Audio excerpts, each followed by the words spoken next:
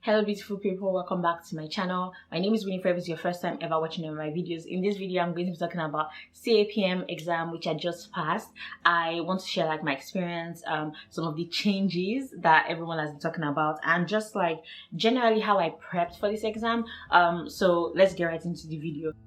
I'm really sorry about the noise. I don't know who is doing this big job. I don't know what they're doing outside, but it's a lot of noise and I hope that you guys cannot hear it, but if you can, I'm very sorry. For those that do not know what the CAPM exam is, or CAPM certification is, it's basically Certified Associate Project Management exam or certification. And for those that have clicked on this video and you know what that is, personally I don't think that this certification is a knowledge-based thing. I don't think it's something that you should get if you want to learn more about project management. I think there's so many courses on that on LinkedIn, Udemy. There's so many courses and resources available to learn more about project management. But for this exam, I don't think that that's even reading the guide, I don't think that that's the idea. I think it's more about having access to better opportunities and being more employable, just being able to get into rooms that you desire because you have certain certifications. So when you see jobs and all of that, most of the time they have all these requirements and they say desired qualification, and talk about, CAPM by PMI or PMP by PMI, Prince 2, or the Scrum certification. So those things are kind of important.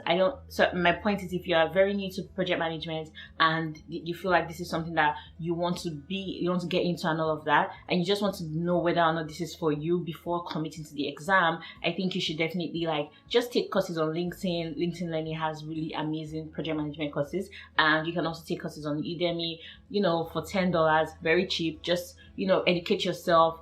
And I don't think that you cannot get into entry-level project management or project coordination roles without this certification. I think you can. It's very possible. But if you're sure that this is something that you want to commit to that, or you're managing projects, or you manage people, you communicate to stakeholders a lot, then this is something that I think would help you. Okay, so here's my breakdown. In January, I scheduled my exam for April, and so I just went ahead to pay for Udemy because you need to have certain hours in order for you to be able to actually register for your exam. All the details are on the pmi.org website. So I just decided to pay for a Udemy course. I paid for Andrew Ramdayal's course, and honestly I think his course was amazing. He really broke things down in just having a conversation. It wasn't as boring, and I feel like he touched on really important areas. So I was not really serious, honestly, in January, February. I was barely studying. I started taking my studying seriously in March. So I basically had just 3 to 4 weeks to study, and I feel like that is even better in a way. If you have a shorter period of time to study, it really allows you to kind of just go and read more and understand it a little bit and know what system or style to apply to your studying technique, rather than just studying for 6 months. I feel I don't know, but this is what works for me. So since I started studying in March and I had 3 to 4 weeks to study, I came across this article on Medium, and he basically broke down how he studied for this exam in 14 days, and he talked about a process video that he watched. It's a very popular video on here. It has over 1 million views, by Ricardo. I don't know his last name. And then he talked about this Pocket Prep app that he used, and the class on Udemy that he paid for. So I saw that article and I was like, okay, yeah, I'm going to apply a very similar technique. So what I did was I continued using the Andrew Ramdayal's Udemy class that I was using, and I was just going through it, burning through the videos. But then I decided to pay for the Pocket Prep app. Now the Pocket Prep app is one of the vital things I want to touch on here. It's very important. It's very good. The free version has over 300 questions, and they'll touch on different knowledge areas. So stakeholder, risk, cost, all of them, schedule, everything they'll ask questions on different areas. And I went ahead to get the paid version, which was $19.99. That's $20, because the paid version has over 700 questions, and I feel that gives you more room to practice more and see different kinds of questions that can come up. Obviously it will not be the same questions, but you can learn the styles and the way that it would ask the question, and that way it will help you to also know how to study for your exam. So I decided to just pay for it. So this Pocket Prep app is so amazing. I'm going to show you guys what it looks like. The question of the day, it has the quick 10 questions that you can answer every day and just practice. You can also do the time quiz. You have a section where you have missed question quiz, like the questions that you got wrong. If you fail a question, they're basically telling you, explaining why maybe that answer was not the best answer and why it was incorrect, which I think was amazing because it helped me to understand, okay, how are they thinking and what is the technique and style they're using in terms of these questions and the kind of answers they're expecting. So you have that, and then you have the weakest subject part, like quiz, which I think is amazing. So because there are different knowledge areas, you might not be, you might be good at knowing, schedule and answering schedule management questions, but you might not be the best at answering, you might not be the best at answering risk management questions. So the app shows you the areas that you're not really good at. So the app basically shows you the areas you're not really good at, and it helps you to answer more questions on those areas and kind of improve your knowledge, right? And you can also build your own quiz. So you also have your status, like it will give you the status based on the community questions. Like there's a community, I don't know, maybe everyone that's downloaded the Pocket Prep app is using and how they're answering and what percentage they're at. So if everyone is at 70% and you're currently at 50 something, it's showing you that status, like this is what it looks like right here. And then it would break down the different knowledge areas and what percentage you're at on different knowledge areas. So it helped me to know that, okay, with scope management, I'm not really good at scope management, and I need to go back and study more or watch the videos again and kind of understand what I'm missing and what is confusing me regarding the questions.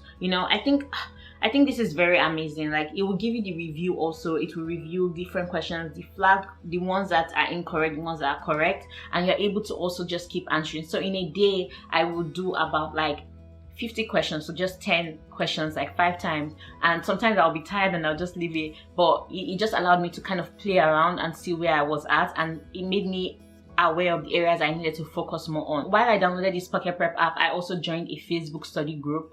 I'm going to link that study group in the description box below. It's an amazing study group. They have study sessions like every week on Wednesdays or something like that, and you can join. But I barely could join because I was always working and I had so many meetings around that time. So what I enjoyed about the study group was that just having people kind of like explain what they saw online or what they think we should watch on YouTube and learn.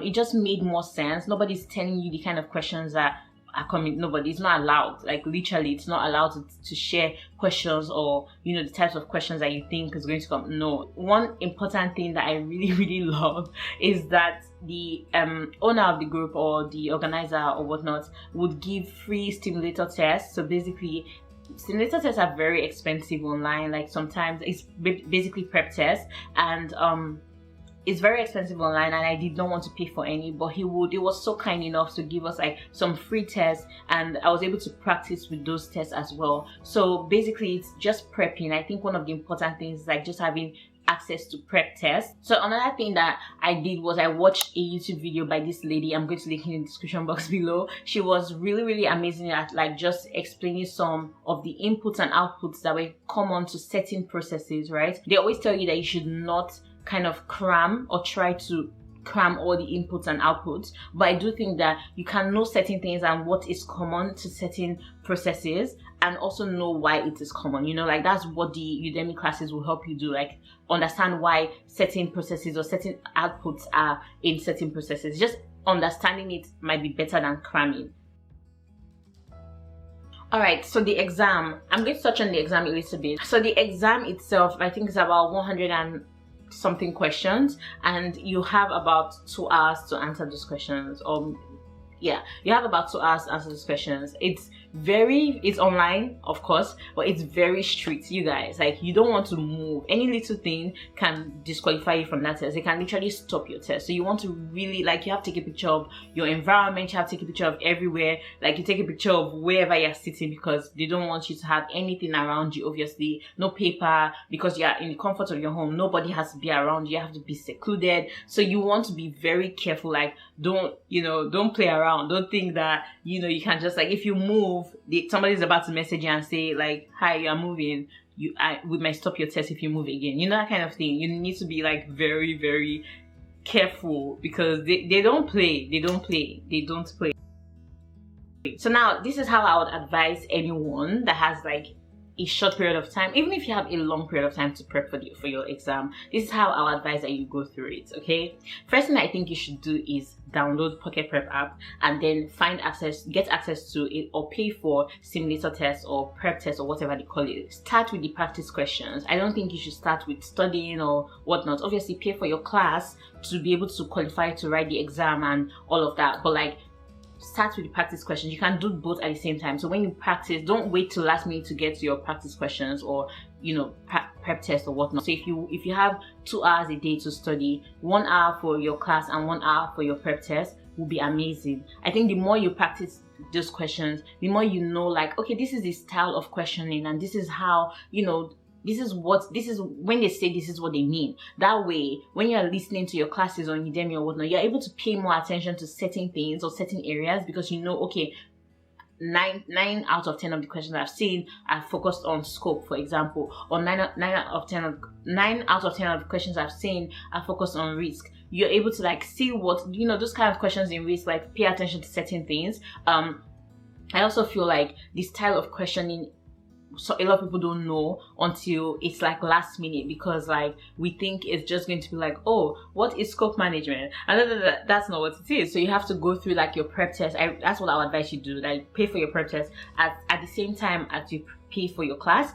Udemy classes are like $10 or like $12.99. They're always on sale. So when you pay for both, just dedicate time, even if it's 30 minutes a day, to your prep questions or prep tests, and then dedicate time to your class. The class I went through was really good. The only problem I had with Andrew's class was that there were some missing pieces, and there were lots of grammatical errors, which was kind of frustrating in taking the test. But Andrew's test at the end, sorry, this might be all over the place, but Andrew's test at the end was amazing. Like, I practiced the practice question or exam questions before you can get you can pass. You have to get 80%, but it was really good. Like, his questioning, the style was kind of similar. Like, it was similar to all the tests, prep test questions that I saw. So that was really nice as well. So just pay attention to, you know, your test and pay attention to your class. But I think that's the first step that you should do. Don't wait till last minute before you pay for your prep test or start taking simulator tests. Next, now say is watch your videos as fast as possible. Like, don't spend time. That's something I did, and I feel like it affected me. I was taking my time to really understand each video, and I was going through it. No, because I didn't have the prep questions or whatnot, I didn't want to pay at first. I was like, it's not that serious. It is that serious. It is, because like, sometimes the style of questioning can be all over the place. So you might be okay with the free version, but like, if you have access to a lot of free tests or whatnot, like, take all the tests that you can take. Like, take every test. Just try and see, you know, what are you getting, 80%, 50%, whatnot. It allows you to know, okay, how much more do I need to do? The guide is not very important, but I'll say if you have it, like if you have access to it, for example, if you're a member, I'm sure they give like a free guide. So if you have access to it, I think maybe just go through some things, the areas that you feel like you're not great at in your test or the sample test or whatever. Now for the changes, PMI, as they've not said anything, and they've told us that they will tell you when there are changes, and you need to focus on a new edition of their guide. But they've talked about 6th edition, and like the exam is primarily focused on the 6th edition. So yeah, like, don't stress, just focus on your 6th edition and do your studying and whatnot and your prep test. Don't focus too much on what they've not announced. If there's any changes, they will tell you by themselves. So yeah, that's it. I think my battery is about to die, so I need to end this video as soon as possible. But that's all I have. I think if you have, even if it's just 14 days to prep for this test, you can do it. Like, it is not as intense, but it is intense. Like, it depends on how you approach it. So I would say approach it from your prep test first, and then see the style of questions, and it would help you know whether or not you're actually ready for your test, or if you want to like move your test or whatnot. But yeah, so that's it, guys. I hope you enjoyed watching this video and you gained some kind of knowledge or information. Good luck in your exam, and yeah, I will see. If you've not subscribed, please subscribe to my channel, check out my other videos, and I'll see you guys in my next video. Bye. So this pocket prep app, oh my god, this pocket